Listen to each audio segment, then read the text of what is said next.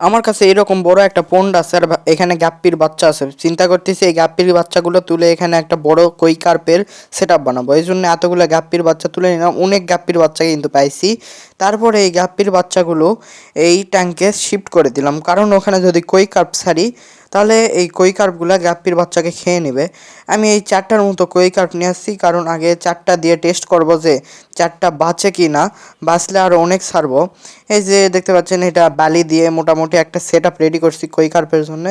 এবার একটা অ্যাক্লিমেশনের জন্য রেখে দিলাম, মোটামুটি 10 থেকে 15 মিনিট রাখতে হবে। এরপরে আমি কই কার্প ফিশগুলো এই আমার কই কার্পের সেট আপে ছেড়ে দেবো। তো চলুন এটা রাতের ভিউ এবার সকালে দেখা যাক। এই যে সকাল হয়ে গেছে, দেখতে পাচ্ছেন অনেক সুন্দর লাগতেছে, কই কার্পও ছেড়ে দিছি। আর এখানে কই কার্প ছাড়তে অবশ্যই ফিল্টারেশনের বিষয় খেয়াল রাখতে হবে। আমার এখানে একটা ফিল্টার বানানো আছে, পাওয়ার ফিল্টার, আর এই রকম একটা ঝর্ণা টাইপের বানাইছি।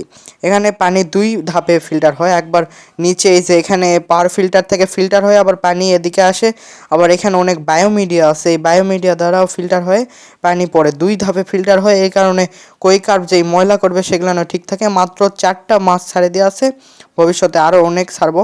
তো আজকে সেট আপটা কেমন লাগলো, ছোটো একটা ভিডিও বানালাম। তো বাই বাই।